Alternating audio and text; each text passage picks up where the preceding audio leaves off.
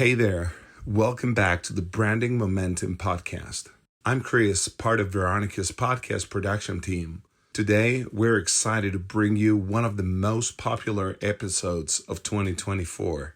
In this episode, we'll dive into the importance of creating a great landing page to attract leads. We'll break down the essential elements and share a simple formula to help you create your perfect landing page. So buckle up and let's jump right into it. Hey, I'm Veronica De Polo, and with more than 15 years being in marketing strategies, are you ready for actionable bite-sized episodes about business advice on marketing, branding, and messaging to take your business to the next level? If you're a service business owner, we'll show you how to attract qualified leads on social media and beyond. We'll reveal the art of showcasing your brand effectively, and will uncover the best strategies to hook your audience so they keep coming for more. Say goodbye to outdated marketing strategies and embrace the power of change. Welcome to the Branding Momentum podcast.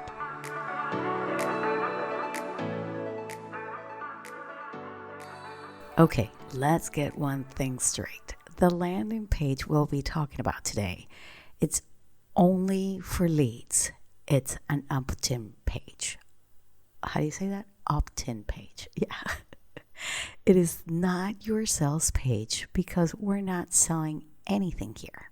A sales page is a sales page, and we want to land on this page an opt-in or a sign up to something that we are providing, like a lead magnet or a freebie, which is the same thing, or a webinar or a free call or a workshop or anything that is free. But I don't want you to get confused with the words. I also want you to use the proper word to describe what we're talking about. So the hero section, or above the fold, right? As you land into this page, that section that you see, there is a title, there is the space a subtitle, there is an image, there is a call to action, there is a proof, and there's also could be another call to action, right? As you can see, this page has no menu. That is why it's called a landing page. No distractions, very simple and very straightforward as you want it to be. Now, your headline needs to emphasize the value, show a pain point or a struggle they have, and show them the transformation. So that needs to be very big. It needs to show exactly how you are going to do that. And it's usually the bigger words. So that would be your headline. And there's a simple example how you can do that. Let's say the X steps methods to blah, blah, blah without, and then you can say something else, and it could be like a common objection. Now, another way to do this, another example could be, maybe you want to take notes. I should have said that before. Yeah, it is what it is. I'm sorry. Another one could be discover how to blah, blah, blah, so that you can finally blah, blah, blah. Another one could be how one blah, blah, blah. It could be your specific ideal client, right? What that specific person is looking for went from blah, blah, blah to blah, blah, blah without blah, blah, blah. So, okay, as I'm saying this, I feel that it's kind of weird to see it. So what we'll do is that we're going to be creating a blog post just about this, so you can copy paste it and you can take it with you. So I'll making sure that the team makes it into a blog post, okay? Now, the subheadline should explain what you provide to get that result. So how you're going to be explaining a little bit more. So you have your title, and then your subheadline should provide some results maybe in, I don't know, maybe in 48 hours, in 33 days, or something that you want to convey there that is providing that result. Then you have your call to action. Now, your call to action needs to be very simple and straightforward.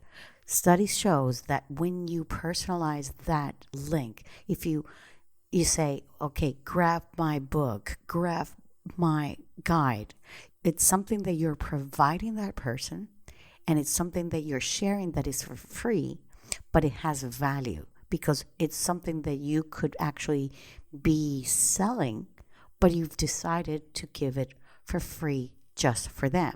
So the moment you tweak that and you personalize it just for them, it's like download now won't have as much conversion as you would say to somebody, grab my digital guide or grab my guide to get you leads, for example. Now, there's some landing pages that provide a line that say, we won't share this information with anybody, because what you're doing is that you are simply asking for an email and a name. And that is it. We don't want to ask for more information other than an email and a name. Unless you were maybe asking for a phone call, but I would suggest that you don't do that, because I think it's better if you ask for that phone number on an email. You simply want a name and an email, and that is a lead. Then we have the image, right? So I want you to picture this, the landing page. You're coming into your landing page, and this could be either way of left or right where you have your image, okay? It depends. Usually most landing pages, you have the image to your right, because that's how usually people read, from left to right. People don't go from right to left. So some of the landing pages will be set up like that. But the image that you're going to be putting there, if it's going to be, for example, a digital product or like a freebie or a guide or a worksheet or a cheat sheet or anything, try to make a mock-up of what that would actually look. You can also try to put a hand or a person or an iPad, somebody with a hand, something with emotion, or if you're providing transformation, if it's somebody is like they're losing weight or something like that, if it's a meal plan or something, show them the transformation within that image. Don't simply just put a picture of yourself, because really nobody cares. What you care is to get leads. And these landing pages, they're usually for cold leads. These are not your warm leads. This is not a landing page, and this is something that I want to stress that you need to understand. This is a landing page that you only make it up and you put it up for people that do not know you, people that are cold audience. You will not share this landing page with somebody that already lives inside of your database. Okay, it makes no sense, because they're already in your database. They're already part of your world. They already understand who you are as a business. So this is only for the people that do not know you, and you want to get them to your world, and then you can warm them up with everything. I know the struggle of having so many dreams, goals, and a bunch of papers around, and only half of those things get done. Not focusing on the important stuff, which is to be a better service provider to my clients, but also to myself. That is why I made a planner for service-based business owners that want to kick ass, all in one place. The planner includes 135 pages. All tabs are clickable, and each section has a cover to access where you want to go easily. Not only you don't need to print this planner if you don't want to, because everything is fillable. We include sections on how to know yourself and your business, yearly planning, quarterly planning, monthly financial planning, monthly goal setting, weekly planning, a client hub, and resource section. Go to the description here below and go to veronicadepolo.com/shop. Otherwise, look for the banner where it has the service-based business planner ready for you to download. This is not just a purchase. This is an investment in your business success. Come and join us and grab your service-based digital planner right now. Now, there's some landing pages, and I would say that would be it for me. That would be it. I would have the headline, the subheadline, right? I would have the call to action, the line that you may not share this information with anybody. You will have your image, and if you can, provide some quote or a testimonial just before, and that's it. Now, there are some landing pages that require, because maybe what you're putting out, a freebie, is a little bit more strategic, or they're more about mindset, or they're more about it's not so much straightforward. So maybe some of these freebies that you're creating, these lead magnets, are a little bit more sophisticated, okay? And you need to a little bit sometimes explain a little bit more. But if it was me, if it was something that is very simple, very straightforward, just one single page, it just at the top, above the fold, that's what I'm trying to say. It's more than enough. You would not need that. Everything should be answered right there with your title and your subheading, okay?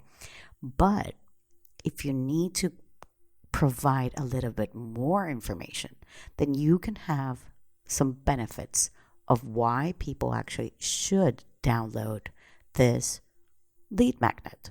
And you can actually do this by, and this is very standard, okay? You can have an image or logo, you can have a title, and just below some information.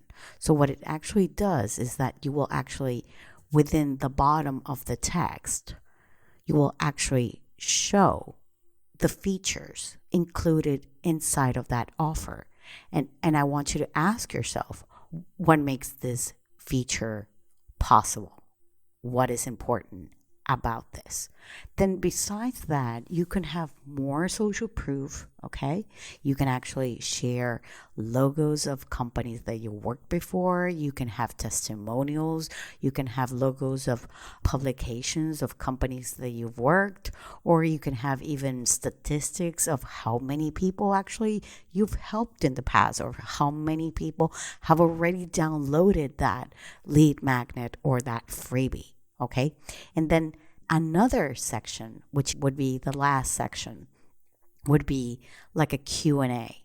And in that section, what you do is that you're going to be asking yourself, or trying to address all the objections that they may have, and you're going to turn them into questions. So imagine questions like time and money. So turn those thoughts into questions and answer those questions so that people get all the answers.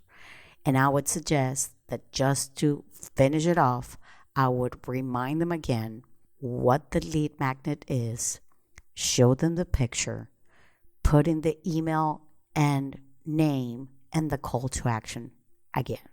If you don't have it right away there and it's just simply a button, that's fine. Just do it like that.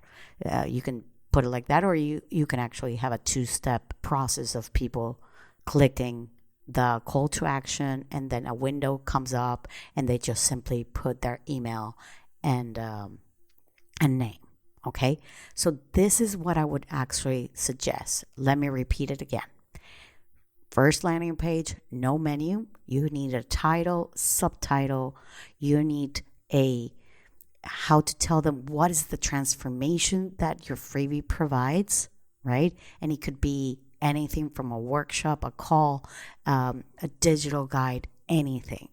Then you have your call to action. Your image should show actually a movement or something that it shows the transformation. You can ask and share that you will not share that, their details with anybody else, that you will only use it for your purposes, which is something that is very important. And then you would have a call to action that is personal. And if you want to go further, then you can add 3 benefits.